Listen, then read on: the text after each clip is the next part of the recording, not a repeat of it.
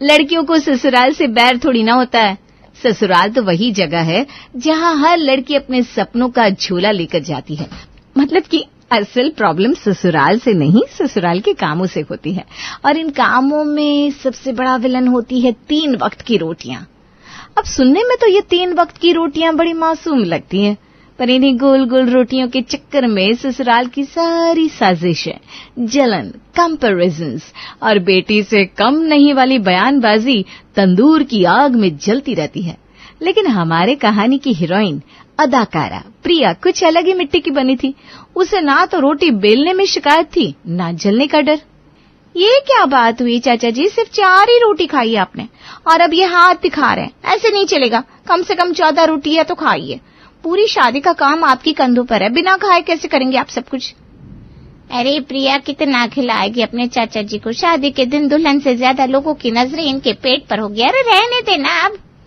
एक तो आप खुद आए दिन डाइटिंग पर रहती हैं चाची जी, अब ऊपर से चाचू को खाने भी नहीं दे रही हैं। चलिए 2 रोटी आप भी लीजिए। और एक बात तो कहूंगी मैं भाभी, जिस भी घर में हमारी प्रिया जाएगी ना, उस घर में लोगों का दिल बड़ा खुश रहेगा, क्योंकि दिल का रास्ता पेट से होकर ही जाता है।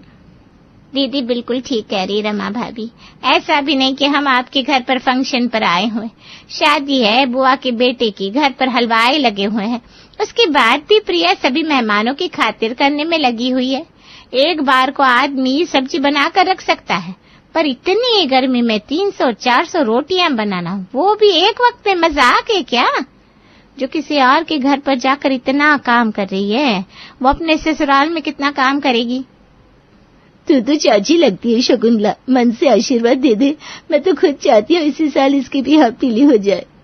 शाम के 7 बज रहे थे। एक एक कर सभी होटल से वेन्यू की ओर बढ़ रहे थे, पर अभी भी कोई था जो तैयार नहीं था, और वो थी हमारी प्रिया, क्योंकि वो तो रिश्तेदारों को तैयार करने में बिजी थी। हे भगवान, अभी तक इस लड़की ने बाल नहीं बनाया, और ये कपड़े कब पहनेगी तू? जब बहू घर आ जाएगी तब? हो गई हो ना तो यार मम्मी, तुम भी ना बेकार की टेंशन लेती हो। 2 मिनट लगेंगे मुझे बस। फिर 2 मिनट? अरे भी आराम से आधा घंटा 45 मिनट का वक्त ले और अच्छे से तैयार होकर पहुंच।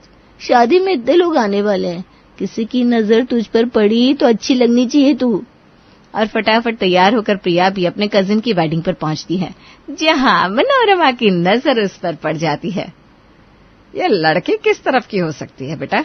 देखने में तो लड़के की करीबी रिश्तेदार लग रही है, जरा पता तो करना है ना। जी होने वाली मम्मी जी, पर मम्मी जी आपको किसी लड़की के बारे में पता क्यों करना है? अरे बेटा देख, तेरा रिश्ता तो सुमित से पक्का हो चुका है। 2 महीने बाद तू मेरी बहू बनने वाली है। दोनों भाइयों में मुश्किल से साल भर का फर्क है। अगर ऐसे में प्रेम के लिए भी कोई लड़की जच जाए तो दोनों भाइयों की शादी एक ही मंडप पे कर दूंगी। चैन नहीं है होने वाली मम्मी जी को भी। अभी तक तो मैं सही से बहू तक नहीं बनी, और इन्होंने मुझे सीधा जिठानी बनाने की सोच ली। नैना प्रिया के करीब जाती है और उसकी हरकतें एक एक करके ऑब्जर्व करना शुरू करती है। लड़की तो ये ठीक ही लग रही है, जब से आई हूं तब से कोई ना कोई काम ही कर रही है। होने वाली मम्मी जी के मन में देवरानी लाने की इच्छा तो जाग ही चुकी है। आज नहीं तो कल कोई ना कोई लड़की लाकर मेरे सामने खड़ी कर ही देंगी।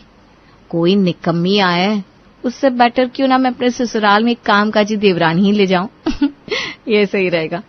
नैना और सुमित मिलकर प्रिया के बारे में सब पता कर लेते हैं और सब कुछ पॉजिटिव निकलता है। देख ले प्रेम, और तू अपनी माँ को शादी में जाने से मना कर रहा था। आज अगर तेरी माँ शादी में नहीं गई होती तो तेरे लिए लड़की मिलती क्या? मैं तो इसे भी कह रही थी चलने को, पर ये गया नहीं। अगर ये भी गया होता तो प्रिया से सामने ही मिल लेता। अरे मम्मी, तुम लोगों ने लड़की देख ली और हो गया क्या? ऐसा नहीं होता। अब हमें क्या पता वो लड़की कौन थी? जिस लड़की की शादी में हम गए थे ना, उसके मामी सास का परिवार है। सब पता कर लिया है तेरी होने वाली भाभी ने। अब बता, एड्रेस पता करने में देरी होगी क्या? मैंने तो सोच लिया है 2 महीने के अंदर अंदर सुमित के साथ ही तेरे भी फेरे करवा दूंगी। बस फिर क्या था। मनोरमा अपने परिवार के साथ प्रिया को देखने उसके घर पहुंच जाती है, जहां मोहल्ले वालों से लेकर आया गया हर तीसरा आदमी प्रिया की तारीफों के पुल बांध रहा था। यूं तो चाचियां भतीजियों के रिश्तों को तोड़वाने के लिए मशहूर है भाभी जी, और प्रिया के विदा होने से मेरा नुकसान भी बहुत होगा, क्योंकि हमारे घर की सारी रोटियां हमारी लड़की ही बनाती है। पर अपने फायदे के लिए मैं प्रिया के भविष्य के साथ तो नहीं खेल सकती। इतना कुछ किया है प्रिया बिटिया ने हमारे लिए कि अपना फायदा किनारे करके मैं तो ये कहूंगी, अगर आप हमारी बेटी को अपने घर ले गई फिर तो आपके दिन पलट ही जाएंगे। बस फिर अपनी सास को बिस्तर से पलटकर जमीन पर ना गिराए बहू, बाकी हम सब सहने के लिए तैयार है। क्यों मनोरमा जी? और बस इसी बात पर रिश्ता पक्का हो जाता है और एक ही मंडप पर सुमित की शादी नैना से और प्रेम की शादी प्रिया से हो जाती है और बहू बनकर नैना और प्रिया मनोरमा के घर आ जाती है शादी की दूसरी सुबह। इसके पहले कि मम्मी जी मेरे कमरे में आके जेठानी वाली सारी जिम्मेदारियां मेरे सर पर रख दे, उससे पहले मैं ही प्रिया के कमरे में जाकर उसे देवरानी होने का एहसास दिला देती हूँ। वैसे भी उसके परिवार वालों ने कहा था बड़ी कौम कौजी है प्रिया। नैना प्रिया के कमरे में उसे ढूंढने जाती है पर प्रिया वहां होती नहीं। वो तो पहले ही रसोई में आटा गूंदने की तैयारी कर रही थी। बड़ी लेट कर दी रसोई में आने में प्रिया तुमने। मैं तो सुबह 4 बजे से ही उठकर 2 बार रसोई के चक्कर लगा चुकी हूँ कि कब तुम उठोगी, कब मेरे साथ रसोई में आओगी। ओह सॉरी भाभी, पर मैंने ना रात को ही मम्मी जी से इस बारे में पूछा था। हमारे यहाँ नाश्ता सभी 11 बजे करते हैं ना, तो उस हिसाब से मैं ठीक 10 बजे किचन में आ गई। बताओ ये क्या बात हुई? मतलब रसोई में सिर्फ खाना बनाने के लिए आया जाता है क्या? रसोई तो अन्नपूर्णा होती है प्रिया। छोड़ो, तुम नहीं समझोगी। नहीं हो ना, वक्त लगेगा। नैना फटाफट आलू काटकर आलू की सब्जी तैयार करके ढक देती है। बहुत धीरे काम करती हो तुम प्रिया, सच में। धीरे धीरे स्पीड बढ़ाओ यार। अच्छा, जब तक तुम ये रोटी का काम कर रही हो तब तक मैं कमरे में चली जाती हूँ। और हाँ, स्लैब क्लीन कर देना। नैना बड़ी होशियारी से कमरे में चली जाती है और जैसे ही प्रिया रोटियों का काम पूरा करती है, नैना डाइनिंग टेबल पर प्लेट लगाना शुरू कर देती है। प्रेम, सुमित जी, पापा जी, मम्मी जी, नाश्ता तैयार हो गया है, बाहर आ जाइए। मैंने 11 बजे बोला था और ठीक 11 बजे बहू ने आवाज लगा दी। मानना पड़ेगा बहू तुम्हारी टाइमिंग को। पसंद किसकी है पापा? गलत हो ही नहीं सकती। तेरा मतलब है कि तेरी माँ की पसंद खराब है, यानी कि प्रिया बहू अच्छी नहीं है। तभी रसोई से गर्मा गर्म रोटी और सब्जी लेकर प्रिया बाहर आती है। लाओ प्रिया, मैं हूं ना, मैं सभी को खाना परोस देती हूँ। तुम तब तक बाकी काम निपटा लो। अब हम दोनों ही एक दूसरे की मदद नहीं करेंगे तो कौन करेगा? चलो, ये अच्छा काम किया बहू तूने कि खुद ही जेठानी होने की जिम्मेदारी ले ली। अगर तू खुद बड़प्पन नहीं लेगी तो कैसे चलेगा? इसी तरह दिन बीत रहे थे और नैना होशियारी से एक सब्जी बनाकर टेबल पर आकर बैठ जाती और बाकी सारी जिम्मेदारी प्रिया के सर पर आ जाती। एक रात प्रिया अपनी जेठानी से कहती है, भाभी आपको डिनर की तैयारी नहीं करनी क्या? शाम को ही सब्जी बनाकर रख दी थी मैंने। अब रोटियां भी मैं ही बना लूंगी तो तू क्या करेगी? हाँ मेरा मतलब है बनाने को तो मैं भी बना दूं, पर फिर तू कब काम सीखेगी ना बेटा। अच्छा। प्रिया किचन में जाती है और सीधा रसोई को साफ करने लगती है। आटे का पैकेट खोलकर आटा निकालती है, फिर आटा गूंथती है। जैसे ही प्रिया रोटी बेलने जाती है वो देखती है रसोई में तवा तो है ही नहीं। हद कर दी भाभी ने। अगर बर्तन धो ही रही थी तो एक तवा भी धो देती, पर नहीं, उन्हें तो सिर्फ कढ़ाई धोनी थी ताकि सब्जी बन सके। लगता है मेरी दरिया दिली को मेरी कमजोरी समझा जा रहा है। रात को डिनर के बाद सभी अपने अपने कमरों में चले जाते हैं और रोज की तरह प्रिया अपना फेवरेट शो रोटी की रामायण देखने बैठ जाती है। अरे मेरी डार्लिंग, जब सोचता हूँ कि तुमसे 2 बातें करूंगा तब तुम ये रोटी की रामायण लेकर बैठ जाती हो। दिन भर चलते तुम्हारी रोटी के गीत कम थे क्या जो तुम बिस्तर पर भी इन रोटियों को ले आई? तुम नहीं समझोगी प्रेम। अच्छा बताओ, तुम्हें पता है क्या मैंने ये रोटियां बनानी शुरू क्यों की थी? क्योंकि तुम्हें रोटियां बनानी पसंद है, इसीलिए शायद। नहीं बाबा, बिल्कुल नहीं। मुझे तो आटा छूना तक पसंद नहीं था। आटे को गूंथना कितना मुश्किल होता है, पता भी है तुम्हें? फिर मेरी लाइफ में आई रोटी की रामायण। इस कहानी को देखकर ऐसा लगा मानो ये मेरी ही कहानी हो। एक ऐसी लड़की जो रसोई करना ही नहीं चाहती, जिसके कारण उसके घर वाले बड़े परेशान रहते थे, और फिर उसने घर का काम संभाला और उसके घर वाले खुश रहने लगे। टीवी पर उस लड़की के परिवार वालों की खुशी देखकर मैंने भी रोटी बनानी शुरू कर दी, और जैसा टीवी में दिखाया था बिल्कुल मेरे परिवार वाले भी मेरे नाम की माला जपने लगे। फिर उस लड़की की शादी हुई। ससुराल में भी सब कुछ ठीक था, पर उसकी जेठानी उसके सीधेपन का फायदा उठाने लगी, जैसा कि मेरे साथ हो रहा है। और आज के एपिसोड में देवरानी ने जेठानी को ठीक करने की ठानी है। मतलब कि कल से इस घर में कोई नया एपिसोड शुरू होने वाला है। कहीं तुम मायके जाकर तो नहीं बैठ जाओगी ना? ऐसा मत करना प्रिया, वरना मेरा क्या होगा? अरे ना ना ना, अभी तुम अपनी प्रिया को जानते नहीं हो। और अगली सुबह प्रिया पहले ही रसोई में जाकर सब्जी बना देती है और बाहर टेबल पर आकर बैठ जाती है। नैना जैसे ही किचन में जाती है देखती है कि सब्जी तो बन चुकी है। ये क्या, सब्जी किसने बनाई? कहीं मम्मी जी ने तो नहीं बना दी। चलो ये भी अच्छा है, एक और काम कम हुआ। नैना भी बाहर हॉल में आकर बैठ जाती है। अरे भाभी आप यहाँ? मेरा मतलब है कि रोटियां नहीं बनानी? रोटियां वो तो तुम बनाओगी ना? क्या भाभी आप भी ना, सब्जी का काम कोई कम होता है क्या? रोज रोज सब्जी बनाकर आप थक गई होंगी, इसीलिए आज मैंने बना दी।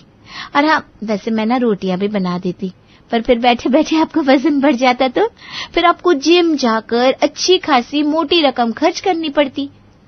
प्रिया ठीक ही कह रही है नैना, आज तक हमने तेरे हाथ की रोटियां खाई नहीं है। जा, आज रोटियां तू बना ले बेटा।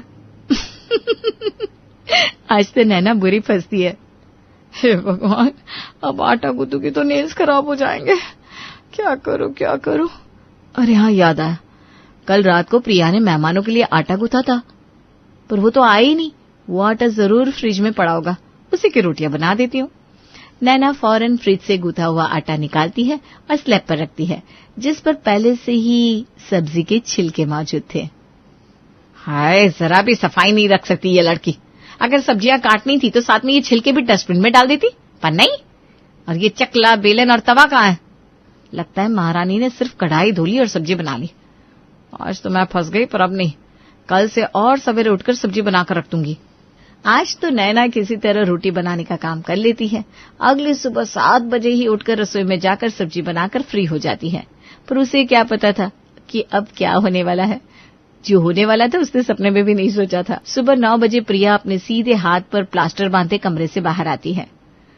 अरे बहू, ये क्या हो गया? तेरे हाथ में पट्टा कम बन गया? वो क्या ना पापा, कल रात को प्रिया बाथरूम में गिर गई थी।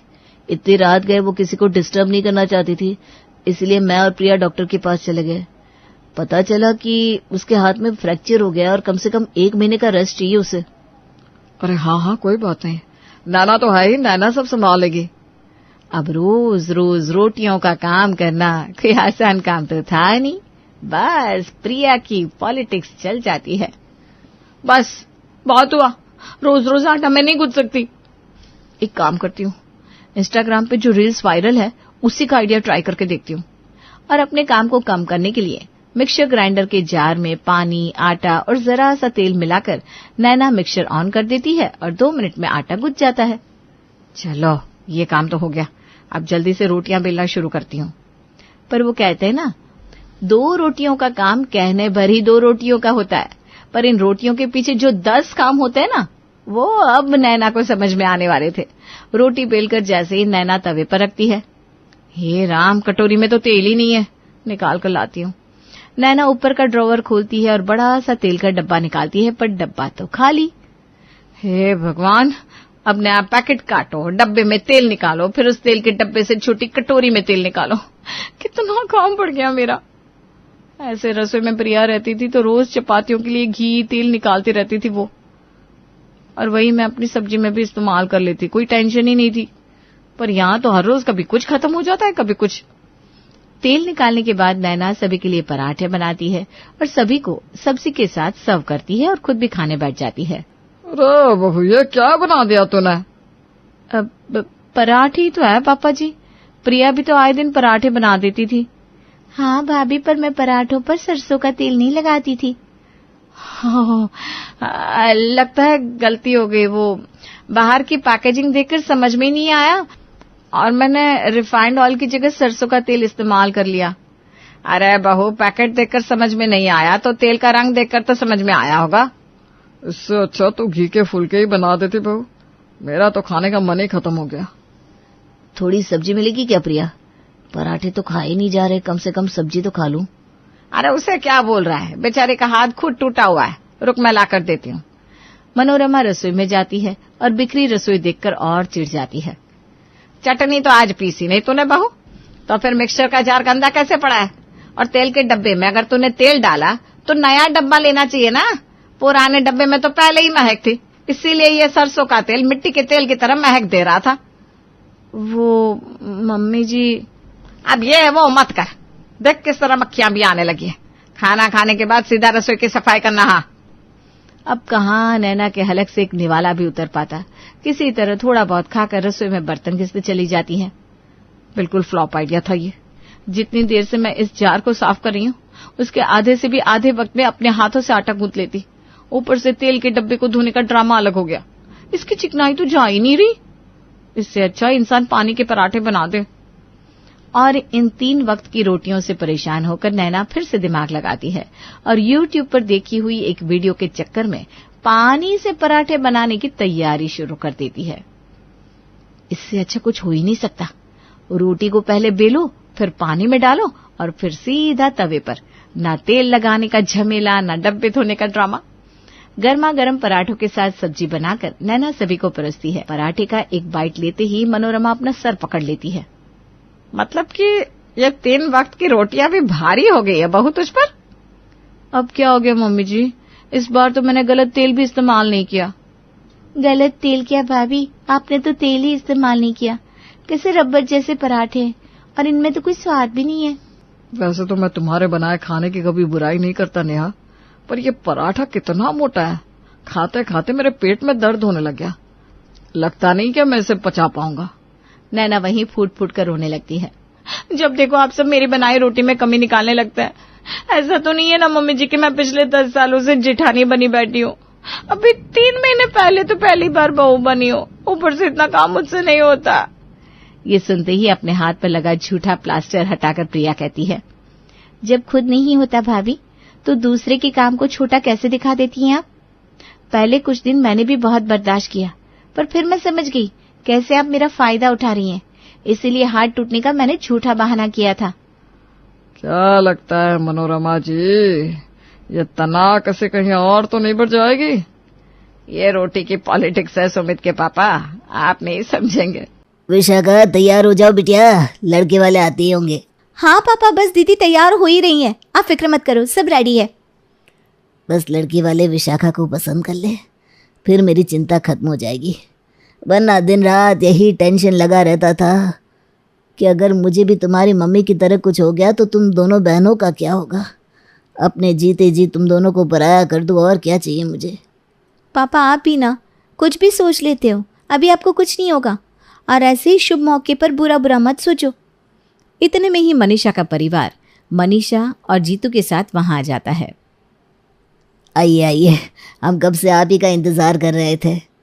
वो ट्रैफिक की वजह से जाम में फंसे थे। पायल बेटा, चाय नाश्ता लेकर आओ। पायल चाय नाश्ता लेकर आती है। तब तक शंभू सबका इंट्रोडक्शन करवा देता है।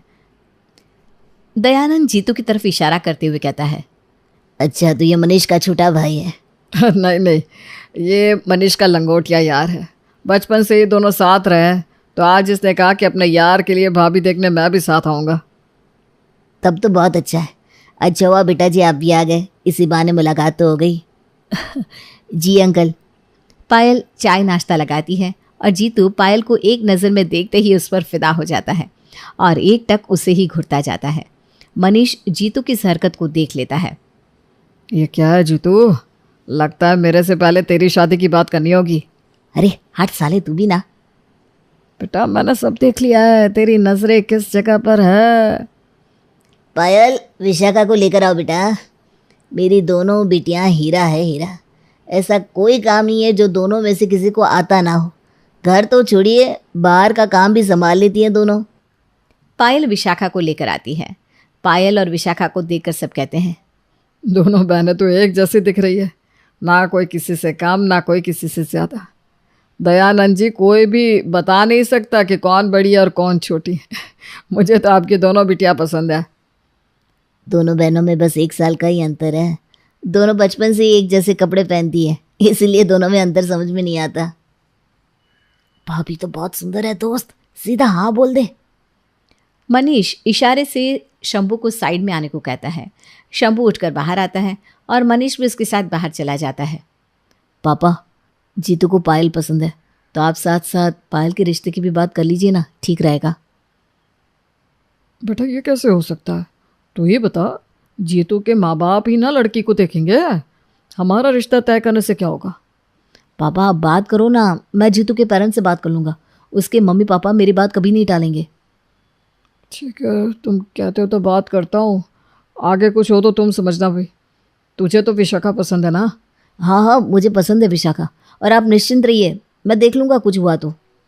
शंभू और मनीष अंदर आते हैं।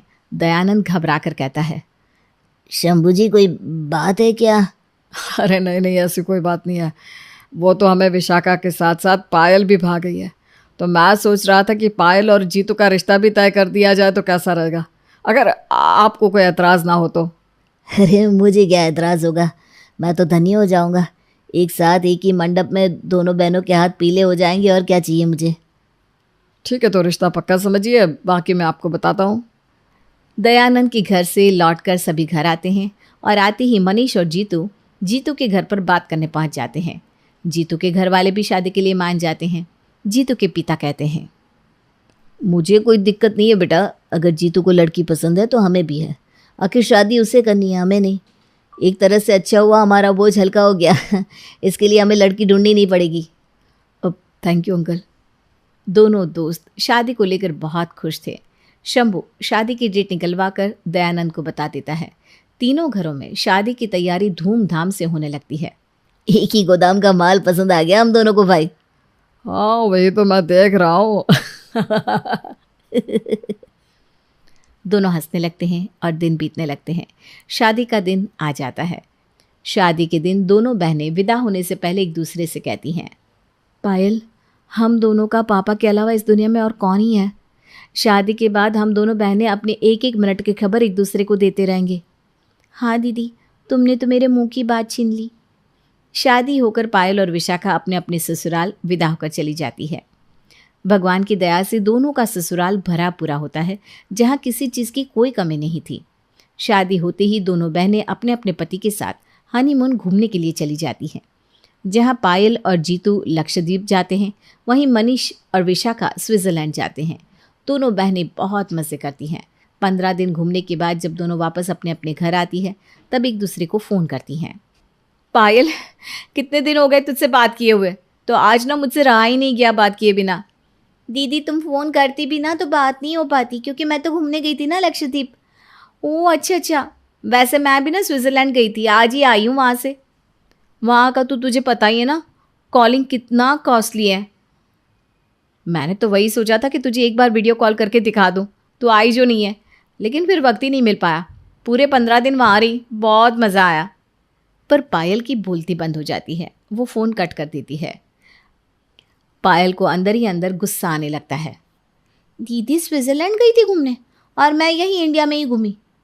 अगली ट्रिप मैं दीदी से भी बड़ी करूँगी। वो मुझे सुना रही थी विदेश घूम कर आई है तो। जैसे ही जीतू घर आता है, पायल बिना कुछ सोचे शुरू हो जाती है। ये टीवी ना हॉल में एक ज़रा अच्छा नहीं लग रहा। घर ढंग का होना चाहिए ताकि 4 लोग आए तो वाह वाह ही करके जाए। हाँ वो तो है, लेकिन पायल ये टीवी नया ही है, अभी शादी के वक्त ही मैंने खरीदा था, एकदम लेटेस्ट मॉडल है। लेटेस्ट नहीं है, कल ही एक टाटा का नया मॉडल आया है, हम वही लेंगे, ये मुझे पसंद नहीं है। अरे फिर इतने महंगे टीवी का क्या करेंगे? क्या करेंगे क्या, इसको पापा के कमरे में लगा दीजिए। ऐसे भी मम्मी जी को रात में हॉल में बैठे रहना पड़ता है, ये कोई अच्छी बात थोड़ी ना है। ठीक है, अब तुम इतना बोल रही हो तो कल चलते हैं, शाम को ले आएंगे। पायल जीतू के गले लग जाती है और कहती है, थैंक यू सोना, लव यू और भी ज़्यादा। पगली हो गया तुम। चलो अब मैं दुकान जाता हूँ, इतने दिनों से वैसे भी दुकान पर नहीं गया मैं। जीतू दुकान चला जाता है और पायल आराम से सो जाती है। उसके मन में तो हलचल लगी हुई थी कि कैसे वो विशाखा को बताए कि वो टीवी ले रही है। पहले टीवी ले लेती हूँ, फिर दीदी को बताऊंगी। अरे बताऊंगी क्या, वीडियो कॉल करके दिखाऊंगी। उधर विशाखा मनीष के साथ बहुत खुश थी। शंभू कहता है, बहू के आने से घर में 4 चांद लग गए। तुम लोग चले गए तो मेरा भी मन नहीं लग रहा था। अब पापा 1 साल कहीं नहीं जाना है, अभी तो बहुत खर्चा हो गया है। तब ठीक है। अगले दिन जीतू और पायल जाकर 3 लाख की टीवी खरीद कर ले आते हैं। टीवी खरीदकर पायल खुद को 7वें आसमान पर समझने लगती है। घर में इतना महंगा टीवी देखकर पार्वती कहती है, जीतू अभी तो तुम लोग घूम फिर कर आए हो, अभी कोई कम खर्चा हुआ है जो तुरंत इतना महंगा टीवी ले आए। घर देख कर चलो भाई, जितनी चादर है उतना ही पैर पसारो, वरना जीना मुश्किल हो जाएगा। मम्मी जी, अब के ज़माने में जितना पैर पसार सको उतना पसारो, चद्दर खुद ब खुद बड़ी हो जाती है। चलो, तुम लोगों को खुद ही समझ में आ जाएगा वक्त के साथ। जीतू टीवी फिट कर देता है और अगले दिन पायल सुबह पहले विशाखा को फ़ोन करके कहती है, दीदी देखो मैंने ये टीवी खरीदी है, कैसी है? टीवी? वही जो नई निकली है, वही वाली क्या? हाँ वही। कैसा लग रहा है बताओ ना। पता है जो भी टीवी देख रहा है वो तारीफ करके जा रहा है। जीतू के सभी दोस्त तो इनसे टीवी खरीदने के लिए पार्टी मांग रहे हैं। आज रात को घर में पार्टी रखी है, तुम भी आओ ना दीदी। हाँ हाँ, जीतू ने मनीष को तो बोला ही होगा, मैं पक्का आऊँगी। नहीं भी बोला होगा तो मैं बोल रही हूँ ना, तुम शाम को 7 बजे आ जाना, बाकी सब आएंगे लेट से 9 बजे तक। तब तो तुझे सुबह से बहुत काम होगा ना, खाना बनाने में तो बिजी होगी। मुझे तो खाने का कोई काम नहीं होता है, हर चीज़ की काम वाली जो रखी है। दीदी मेरे आने के बाद मैंने भी कुक रख लिया है, अब भला इतना काम मैं कैसे करूँगी? कुक तैयारी कर रही है। चलो ठीक है, तुम शाम में आओ तब बात करेंगे, तब तक मैं अपने कपड़े डिसाइड कर लेती हूँ। ठीक है, तो तैयारी कर ले।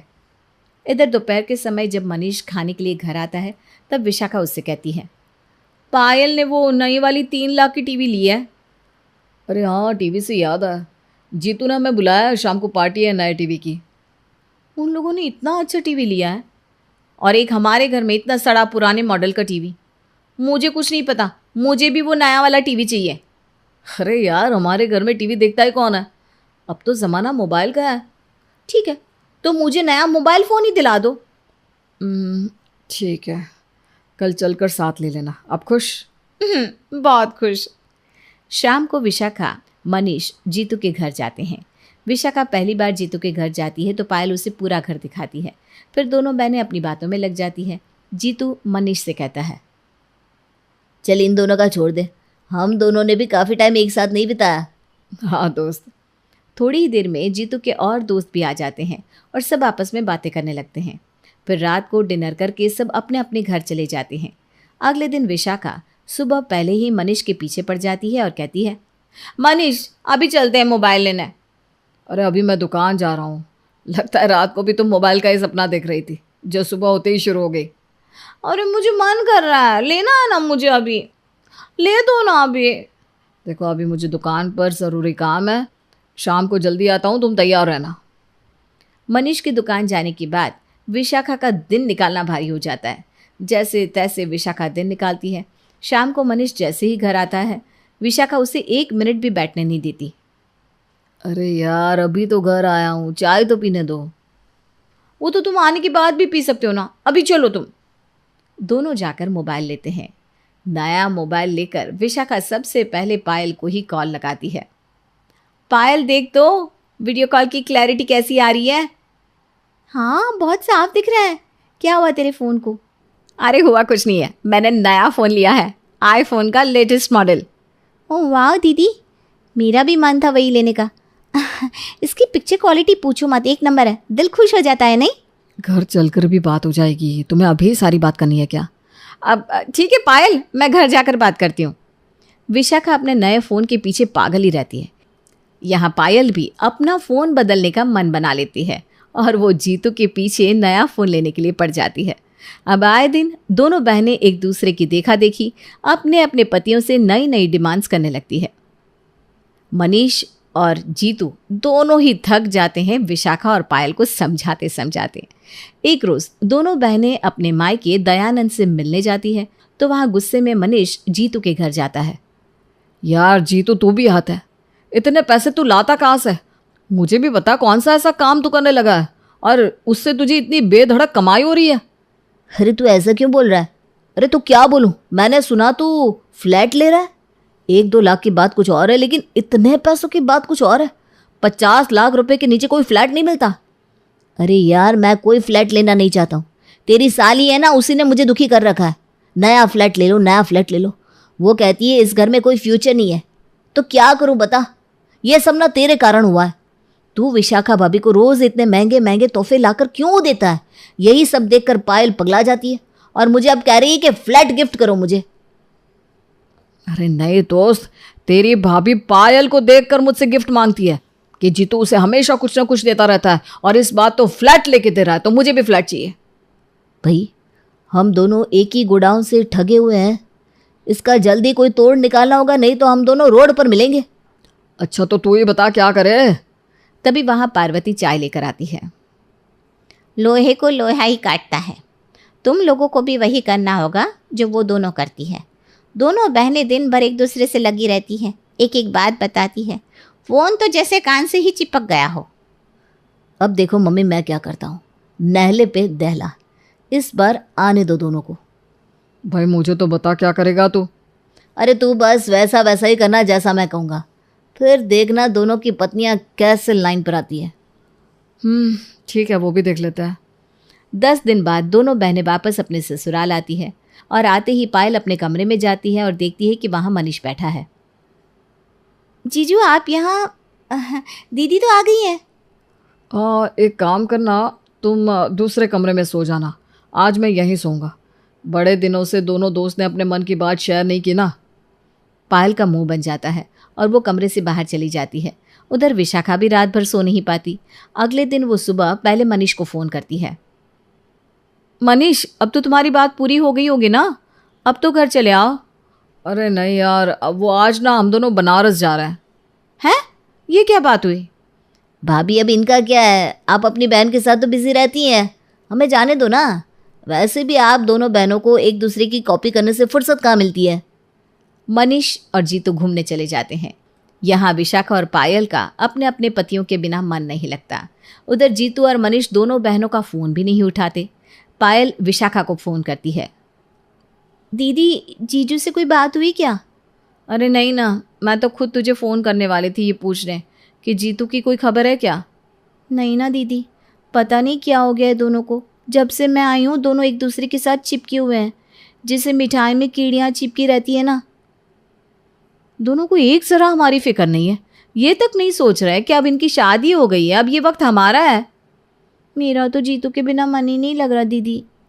विशाखा और पायल का मन उचाट हो जाता है और वो दोनों अब एक दूसरे से भी बात करना बंद कर देती हैं। 5 दिन बाद जब दोनों बनारस से वापस अपने अपने घर जाते हैं तो दोनों की बीवियां दोनों को जकड़ लेती है। जीतू आज हम साथ में कहीं घूमने चलेंगे। अरे नहीं नहीं, मुझे आज ना मनीष के साथ कहीं जाना है। उधर विशाखा मनीष से कहती है, मनीष मेरा मन ही नहीं लग रहा था, आज हम मूवी चले क्या? अरे नहीं, आज मुझे जीतू के पास जाना है। इधर से जीतू उधर से मनीष दोनों अपने घर से निकल जाते हैं। पायल और विशाखा दोनों अपने अपने पतियों का पीछा करती है और देखती है कि दोनों एक दूसरे को रेस्टोरेंट में मिलकर बातें कर रहे हैं। फिर दोनों निकलकर जीतू के घर वापस चले जा रहे हैं। विशाखा और पायल दोनों जीतू के यहाँ जाती है तब विशाखा कहती है, ऐसी भी कौन सी आप दोनों की बात है जो खत्म होने का नाम ही नहीं ले रही। हाँ जीतू, अब तो हद हो गई है, पूरा दिन अकेले मैं बोर होती रहती हूँ। जीतू और मनीष एक दूसरे का मुंह देखने लगते हैं। क्यों, क्या हुआ? जब तुम दोनों बहनें एक दूसरे से चिपकी दिन भर बातें कर सकती हो तो ये दोनों क्यों नहीं? तब तुम्हें समझ में नहीं आ रहा था कि तुम दोनों शादीशुदा हो। अब इन दोनों के साथ रहने से तुम्हें लग रहा है कि तुम्हें प्राइवेसी चाहिए। शादी के बाद सबसे पहले अपना घर होता है। दोनों बहनें जब देखो एक दूसरे की कॉपी करके इन दोनों का जीना हराम करके रखी थी। तब तुम दोनों को अपने पतियों की चिंता नहीं हो रही थी। हर चीज़ की एक लिमिट होती है बहू। सॉरी मम्मी जी, अब मैं समझ गई हूँ, मुझे माफ़ कर दो जीतू। सॉरी मनीष, अब ऐसा नहीं होगा, अब वापस चलो ना मेरे साथ, मुझे तुम्हें वक्त देना चाहिए था। चलो, कम से कम अब तो तुम्हें समझ में आ गया। शादी के बाद अपने परिवार को देखकर ही कुछ करना चाहिए, ना कि बाकियों को देखकर उनकी बराबरी। विशाखा मनीष के साथ अपने घर चली जाती है और अब दोनों कपल अपनी जिंदगी में खुश रहने लगते हैं। एक छोटे से शहर में निर्मला अपने बेटे तरुण के साथ रहा करती थी। तरुण की अच्छी जॉब थी और वो ठीक ठाक पैसे कमा रहा था। उनके छोटे से परिवार में एक बहू के सिवा किसी चीज़ की कमी नहीं थी और निर्मला का ये सपना था कि काश जल्दी से उसके बेटे की शादी हो जाए और उसे एक बहू मिल जाए। नमस्ते निर्मला जी, मेरा नाम सुषमा है और ये मेरी बेटी कविता है। नमस्ते। नमस्ते बेटा, नमस्ते, बैठो। मेरी बेटी पढ़ी लिखी है, अच्छे संस्कारों वाली है। मुझे लगता है ये आपकी बेटी के लिए परफेक्ट रहेगी। तरुण ने कविता को ध्यान से देखा। पर उसे कविता में कोई खास बात नजर नहीं आई। उसने कहा, माँ, मुझे लगता है कि हमें थोड़ा और समय चाहिए। मैं अभी इस रिश्ते के लिए तैयार नहीं हूँ। वो दोनों थोड़ी निराश होकर चली गई। उनके जाने के बाद निर्मला ने तरुण को घूरते हुए कहा, तुझे कोई भी लड़की पसंद क्यों नहीं आती? एक अच्छी लड़की मिल रही थी, तूने उससे भी मना कर दिया।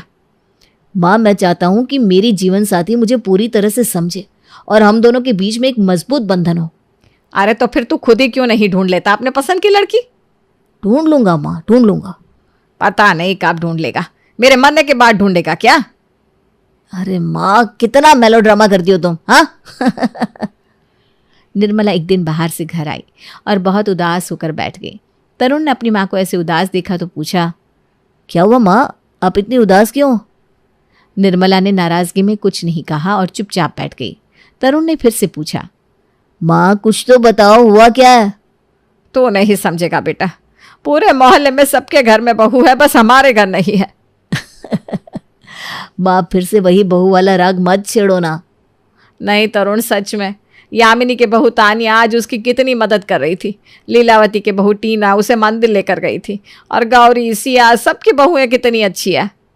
माँ, मैं समझता हूँ, मैं जल्दी कोई अच्छी लड़की ढूंढ लूंगा, कहा तो है मैंने। अगर बहू होती तो मैं भी अपने दोस्तों को गर्व से कह सकती, मेरी बहू ने ये किया, मेरी बहू ने वो किया। तेरे पापा के बाद तू ही मेरा सब कुछ है बेटा, अब बस एक बहू चाहिए मुझे। माँ, आप ना बहुत मेलोड्रामा करती हैं। ड्रामा नहीं है बेटा, ये दिल की बात है। ठीक है माँ, मैं वादा करता हूँ कि जल्दी तुम्हारे लिए एक बहू लेकर आऊंगा। देख तरुण, तेरे वादे पर भरोसा करती हूँ, बस अब और देर मत करियो। तरुण ने वादा तो किया लेकिन उसके लिए कोई कदम नहीं उठाया। ऐसे ही एक दिन वो अपने दोस्तों से मिलकर घर आया। वो बहुत खुश नजर आ रहा था। निर्मला ने उससे पूछा, क्या बात है बेटा, आज तो बहुत खुश लग रहे हो। माँ, दोस्तों से मिलकर आ रहा हूँ, बहुत मजा आया। ये नहीं हो रहा कि शादी के लिए लड़की ढूंढ ले, बस दोस्तों के साथ घूम रहा है। मैं यहाँ घर में सड़ती रहती हूँ अकेली, और तुझे मौज मस्ती सूझ रही है। माँ, आपको बहू का इतना ही शौक है तो जब तक मेरी शादी नहीं हो रही तब तक दूसरों के घर जाओ और उनकी बहुओं से बात करो, मेरा दिमाग मत खाओ। अरे बेटा, मैं ये सब तेरी भलाई के लिए कह रही हूँ। मुझे भी तेरे लिए एक अच्छी बहू चाहिए जो तुझे समझ सके और हमारे घर को खुशियों से भर दे। माँ, मैं समझता हूँ, पर आप भी तो समझो कि ये सब जल्दी नहीं हो सकता। मैं कोशिश कर रहा हूँ ना, पर जो आपका दबाव है उससे चीजें और मुश्किल हो रही हैं। ठीक है बेटा, मैं कोशिश करूंगी कि तुझ पर ज्यादा दबाव ना डालूं, लेकिन जल्दी ही कोई अच्छी खबर सुनना चाहती हूँ। हाँ माँ, मैं वादा करता हूँ कि जल्दी ही कुछ अच्छा होगा, आप बस थोड़ा धैर्य रखो। एक दिन निर्मला ने सोचा कि वो अब अपना समय पसार करने के लिए दूसरों के घर जाकर उनकी बहुओं से मिलेगी। उसे सबसे पहले अपनी पड़ोसन लीलावती के घर जाने का फैसला लिया। अरे निर्मला बहन, आओ आओ। नमस्ते लीलावती जी, सोचा कि आज आपसे और आपकी बहू से मिलकर थोड़ा समय बिताओ। हाँ हाँ ज़रूर, ये मेरी बहू है टीना। नमस्ते आंटी जी। निर्मला ने टीना को ध्यान से देखा। वो बहुत सजी संवरी और संस्कारी नजर आ रही थी। काश मेरी भी ऐसी बहू होती। आंटी जी, आप कुछ चाय या कॉफ़ी लेंगी? अरे नहीं बेटा, बस थोड़ी देर आपसे बात करने आई हूँ। बहुत अच्छा लगा आपको देखकर। आप हमारे घर ज़्यादा आती नहीं, आपको आना चाहिए। हाँ बेटा, अब आऊँगी। वैसे तुम क्या करती हो? आंटी जी, मैं एक स्कूल में टीचर हूँ और घर के सारे काम भी संभालती हूँ। बहुत अच्छा बेटा, तुम तो सब कुछ मैनेज कर लेती हो। धन्यवाद आंटी जी, ये सब घर वालों के प्यार और सहयोग से ही संभव हो पाता है। फिलहाल आंटी जी आप बैठिए, मैं आपके लिए चाय बना कर लाती हूँ। ठीक है बेटा, लेकिन ज़्यादा मेहनत मत करना। टीना रसोई में गई और चाय बनानी शुरू की। थोड़ी देर बाद जब वो चाय लेकर आ रही थी तो गलती से उसका हाथ फिसल गया और चाय का कप गिरकर टूट गया। टीना, तुमसे एक चाय का कप भी ठीक से नहीं संभलता। कितनी बार कहा है कि काम में ध्यान लगाया करो। अरे लीलावती, इतनी छोटी सी बात पर इतना गुस्सा क्यों कर रही हो? इंसान से गलती हो जाती है, ये कोई बड़ी बात नहीं है। लेकिन निर्मला ये तो हमेशा ऐसा ही करती है, हर बार कुछ ना कुछ गिरा देती है। जब तुम काम करती थी तब क्या तुमसे कभी कोई गलती नहीं हुई? हम सभी से गलती होती है, इसे समझाओ पर इतने ज़ोर से मत डांटो। धन्यवाद आंटी जी। अरे बेटा चिंता मत करो, गलती सबसे होती है। तुम अपना काम अच्छे से कर रही हो और यही सबसे महत्वपूर्ण है। निर्मला लीलावती के घर से लौटकर घर आई और तरुण को देखते ही सारी बात बताने लगी। तरुण, आज मैंने लीलावती की बहू टीना को देखा अरे कितनी प्यारी और मेहनती लड़की है, लेकिन उससे एक छोटी सी गलती हो गई और लीलावती ने तो उसे बहुत डांट दिया। माँ ये तो होता रहता है, काम करते समय छोटी मोटी गलतियां तो हो जाती हैं। हाँ, लेकिन मैंने लीलावती को समझाया कि इतनी छोटी बात पर इतना गुस्सा नहीं करना चाहिए। मैंने कहा कि जब मेरी बहू आएगी तो मैं तो उसे कभी नहीं डांटूंगी। मुझे याद है जब मैं भी बहू थी तो मुझसे भी गलतियां होती थी और मुझे भी डांट पड़ती थी। मैं नहीं चाहती कि मेरी बहू भी ऐसा महसूस करे। माँ आप अभी समझ नहीं रही हो, बहू को भी परिवार के नियम और जिम्मेदारियां निभानी होती हैं। छोटी मोटी गलतियां होंगी लेकिन कभी कभी सख्ती भी करनी पड़ती है। अरे नहीं बेटा, मैं तो अपनी बहू को प्यार और समझदारी से ही समझाऊंगी, उसे डांटूंगी नहीं कभी। माँ आप ऐसा सोच रही हो क्योंकि आपने अभी तक इसे अनुभव नहीं किया। जब बहू आएगी तब आपको समझ में आएगा कि किस तरह से चीजें संतुलित करनी होती है। तुम जो भी कहो तरुण, पर मैं अपनी बहू के साथ प्यार और आदर से ही पेश आऊंगी। मैंने बहुत कुछ सहा है और मैं नहीं चाहती कि मेरी बहू को भी वो सब सहना पड़े। ठीक है माँ, जब बहू आएगी तब देख लेंगे, लेकिन अभी आप बस खुश रहो और उसके बारे में सोच सोच कर परेशान मत हो। फिर निर्मला एक दिन अपनी देवरानी शांति के घर पहुंची। अरे दीदी आइए आइए, अंदर आइए, बहुत दिनों बाद आना हुआ आपका। हाँ शांति, सोचा आज तुमसे और तुम्हारी बहुओं से मिलकर थोड़ा समय बिताऊं। तुम्हारे घर में तो 3 बहुएं हैं, तुम्हें तो कभी भी अकेलापन महसूस नहीं होता होगा। तुम भी मेरे घर आ जाया करो ना कभी कभी। दीदी आप क्या जाने, 3 बहुओं से ढंग का काम नहीं होता, मुझे ही घर में रुकना पड़ता है, वरना जाने क्या हो जाए। इसी दौरान शांति की 3 बहुएं प्रिया, रश्मि और अवंतिका रसोई में काम कर रही थी। शांति को कुछ याद आया और वो चिल्लाने लगी, प्रिया तुम छत से अचार उतार कर लाई थी कि नहीं? सॉरी माँ जी, भूल गई। शांति इतनी छोटी सी बात पर इतना क्यों चिल्ला रही है? इंसान से गलती हो जाती है। अरे दीदी रात बारिश हुई थी, सारा अचार बर्बाद हो गया होगा। ये तीनों है ही ऐसी, कुछ नहीं याद रहता इन लोगों को। अच्छा, और तुम क्या तुम सारा दिन बैठकर इन्हें सिर्फ डांटती रहती हो? क्या तुम्हें अपने समय की याद नहीं आती जब तुम भी काम में गलती करती थी? और अगर तुम्हारी सास भी तुम्हें ऐसे ही डांटती तो तुम्हें कैसा लगता? दीदी आप समझ नहीं रही है, इन्हें सिखाना पड़ता है। सिखाना और चिल्लाना 2 अलग बातें हैं शांति। तुम्हें इनकी गलतियों को समझाना चाहिए, ना कि हर छोटी मोटी बात पर डांटते रहना। तुम्हें खुद पर गर्व होना चाहिए कि तुम्हारी बहुएं घर का सारा काम संभालती हैं। अगर उन्हें डांटोगी तो और गलतियां होंगी। उन्हें प्यार से समझाओ ना कि डांट कर। शांति को बहुत बुरा लगा कि उसकी जेठानी ने उसकी बहुओं के सामने उसे ऐसे डांट दिया। उसने रूखे स्वर में कहा, अभी तो आप बहुत कुछ कह रही हो दीदी, पर जब आपकी बहू आएगी तो मैं देखूंगी कि आप उनसे कितना प्यार से बात करती हो। हाँ हाँ देख लेना। निर्मला ऐसे ही मोहल्ले की कई घरों में जाती है और हर बहू की तारीफ और तरफदारी करती है। गौरी तुम तो बहुत अच्छा खाना बनाती हो। पर आंटी मेरी सास तो हमेशा मेरे खाने में कमी निकालती है। काश तुम मेरी बहू होती। इस तरह से वो दूसरी बहू से मिलती तो उससे भी यही कहती, अरे बेटी कभी फ्री हुआ करो तो मेरे घर भी आ जाया करो। पर आंटी मेरी सास तो हर समय कोई ना कोई काम बताती रहती है और इसमें कमी निकालती रहती है। चलो मौका लगे तो आ जाना, मुझे तो अच्छा लगेगा कि मेरे घर भी कोई बात करने वाला है। ठीक है आंटी, ट्राई करूंगी। मोहल्ले की कई बहुएं ये नोटिस करती है कि उनकी खुद की सास से ज्यादा कदर तो ये निर्मला आंटी करती हैं। निर्मला आंटी कितनी अच्छी है ना। हाँ यार, वो मेरी सास से तो बहुत अच्छी है, काश वही मेरी सास होती। अरे तुमने तो मेरे मुंह की बात छीन ली। मैं तो मौका पाकर उनके घर जाऊंगी और मजे करूंगी, कम से कम लाइफ में थोड़ा तो सुकून मिले। हाँ सही बात है, मैं भी जाऊंगी। मैं भी जाऊंगी। कहाँ जाने की बात हो रही है? निर्मला आंटी के घर पर। अरे मैं तो वहीं जा रही थी। वो बहुत सही है यार, जो उनकी बहू बनेगी ना वो बहुत लकी होगी। सही बात। सही बात। अच्छा मैं चलती हूँ, बाय। तानिया वहां से सीधे निर्मला के घर पहुंचती है और निर्मला उसे देखकर बहुत खुश हो जाती है। अरे तानिया आओ आओ, कैसी हो? एकदम मस्त, बस सोचा कि आप अकेली होगी तो आपसे मिलाऊं। अरे बहुत अच्छा किया, मैं तो दिन भर बोर होती रहती हूँ। मेरा बेटा तो मुझे बहू ला कर दे नहीं रहा। ओहो मम्मी, आप फिर से शुरू ना हो जाओ ना प्लीज। अच्छा नहीं कह रही कुछ भी, तू बाहर जा रहा था ना, जा। Bye bye. तुम बताओ तानिया क्या खाओगी? अरे आप बताइए क्या खाएंगे आप, मैं आपको बनाकर खिलाती हूँ। अरे नहीं बेटा, तुम आराम से बैठो। तानिया फॉर्मेलिटी के लिए काम करने को तो कहती है, पर निर्मला के जोर देने पर आराम से बैठ जाती है। उसे तो बहुत मजा आ रहा था कि वो आराम से बैठी है और निर्मला सारा काम कर रही है। अरे निर्मला आंटी नमस्ते, कैसी हैं आप? अरे वाह गौरी, तुम बहुत सही समय पर आई हो। मैं तानिया के लिए चाय पराठे ही बनाने जा रही थी। अरे आप क्यों बना रही हो? लाओ मैं बना देती हूँ। अरे नहीं, तुम दोनों बैठो, बातें करो, मैं बना कर लाती हूँ। निर्मला ये सोचती है कि आखिरकार उसके घर कोई तो आया और वो सब बोर तो नहीं होगी ना। कुछ पल के लिए उसे भी बहुओं का सुख मिलेगा।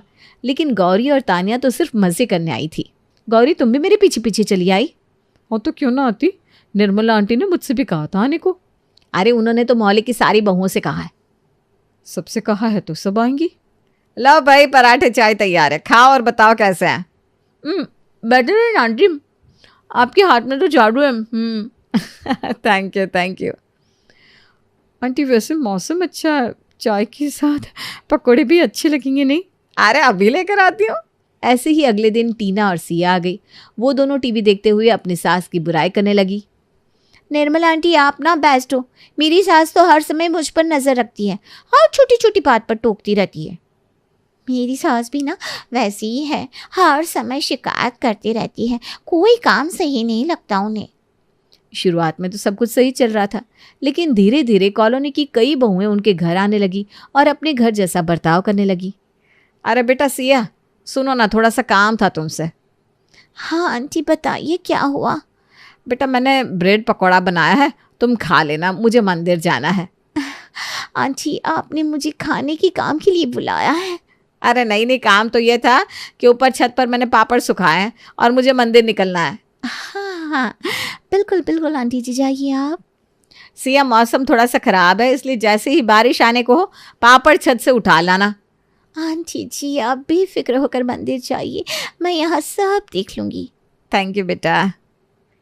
आराम से यहाँ बैठकर चाय पकौड़ा खाने को मिल रहा है। वैसे भी कौन सी बारिश हो रही है, हेडफोन लगाकर गाने सुनूंगी, वीडियो देखूंगी और अपनी सास से भी कुछ देर के लिए छुटकारा मिलेगा। सिया का ध्यान बाहर गया ही नहीं और बारिश में सारे पापड़ भीगकर खराब हो गए। अरे सिया बेटा, तुमने पापड़ तो उठा लिए ना छत से? हैं? बारिश कब हुई? बारिश का मौसम तो अब हो रहा है। हे भगवान, मेरे सारे पापड़ खराब हो गए। एक छोटा सा काम बोला था वो भी नहीं किया बेटा। आंटी इतनी भी कौन सी बड़ी बात होगी, पापड़ ही तो थे, दोबारा बन जाएंगे। क्या बोलो अब इससे, कुछ समझ में आता नहीं कि कितनी मेहनत लगती है ये सारे काम में। ये सब छोड़िए ना आंटी, एक कप बढ़िया सी चाय और 2 ब्रेड पकौड़ा भी बना कर दीजिए, मौसम भी अच्छा है। बेटा अभी तो मैं बहुत थक गई हूँ, तुम ही मुझे 1 कप चाय बना कर दे दो और अपने लिए भी बना लेना। अरे यार कहाँ फंस गई, क्या बहाना बनाऊं, कैसे जाऊं? कॉल का बहाना करती हूँ। अरे क्या सोचने लगी बेटा? आंटी जी वो क्या है ना, घर से फ़ोन आ रहा है, सुबह से यहाँ हूँ इसलिए अब जाना पड़ेगा, अब खुद चाय बनाकर पी लीजिएगा। मोहल्ले की बहुएं अब निर्मला का फ़ायदा उठाने लगी थी। कुछ चाय पीने, कुछ गपशप करने और कुछ अपनी सास की बुराई के बहाने हर दिन आया जाया करती। निर्मला का कोई भी रसोई में साथ नहीं देता था, बल्कि उसके दिए हुए काम को भी पूरा नहीं करता था। माँ किस सोच में खोई हुई हो? अरे क्या बताऊं बेटा, मुझे नहीं पता था कि ये मोहल्ले की बहुएं ऐसी हैं। क्या मतलब माँ? सारी बहुएं मिलने तो आती है पर काम कोई नहीं करता, सब अपने मतलब से आती हैं। माँ तुमने ही सबकी आदत खराब की है। अरे मैं क्यों किसी की आदत खराब करूंगी? माँ सबको घर बुलाना, उनकी तारीफ करना, उनकी सास की बुराई सुनना, आखिर ये सब क्यों सुनती आप? अरे मुझे लगता था कि वो अपनी जगह सही है, पर जब मैंने ये सोचा कि मैं तो प्यार की वजह से उनके लिए सब करती हूँ और वो सब मेरी इन चीज़ों का फ़ायदा उठाती हैं, तब मुझे समझ में आया। अब क्या हुआ माँ? बेटा मैंने इतनी मेहनत से आलू के पापड़ बनाए थे तेरे लिए, पास वाली बहू से बोल के गई थी कि बारिश आए उससे पहले नीचे ले आना। मुझे नहीं पता था कि वो अपने फ़ोन पर लग जाएगी और मेरा नुकसान करा देगी। कोई बात नहीं माँ, अब जो भी हुआ उसे भूल जाओ। मैं हमेशा सोचती थी कि ये सास से अपनी बहुओं को इस तरह से डांटती क्यों है। माँ मैं भी तो आपको यही समझा रहा था, दूर के ढोल हमेशा सुहाने लगते हैं। मैंने सिया को इतने प्यार से समझाया पर उसका रिएक्शन तो ऐसा था मानो जैसे कुछ हुआ ही ना हो। माँ मैं आपकी बात समझ सकता हूँ, पर शायद आज आपको भी ये बात समझ में आई होगी जो सारी सास आपसे कहा करती थी। हाँ बेटा, मैं हमेशा सोचती थी कि प्यार से सब कुछ हैंडल किया जा सकता है, पर शायद मैं अपने इस ख्याल में गलत थी। नहीं माँ, प्यार से भी सब कुछ संभाला जा सकता है, पर हर चीज़ की एक लिमिट होती है। अगर आप किसी को ज़्यादा प्यार दोगे तो आपके प्यार का फ़ायदा उठाने लगता है। सही कह रहे हो बेटा। तभी मेरी देवरानी ने कहा था कि कभी कभी गुस्सा भी करना पड़ता है। आज उन सारी सास की भावनाओं को मैं अच्छे से समझ पा रही हूँ। माँ अब तुम परेशान मत हो, तुम्हारे लिए मैं बहुत अच्छी बहू ढूंढ कर लाऊंगा। अरे लेकर आना बेटा, कब से इसी इंतज़ार में तो बैठी हूँ। अब तो तेरी शादी मेरा सपना हो गया है। माँ तुम भी ना टीवी सीरियल जैसी सास और माँ की तरह मेलोड्रामा करना छोड़ोगी नहीं। निर्मला अब ये बात अच्छी तरह से समझने लगी थी कि बहुओं से काम कराने के लिए थोड़ा बहुत स्ट्रिक्ट होना ही पड़ता है। कोई भी सास इतनी बुरी नहीं होती।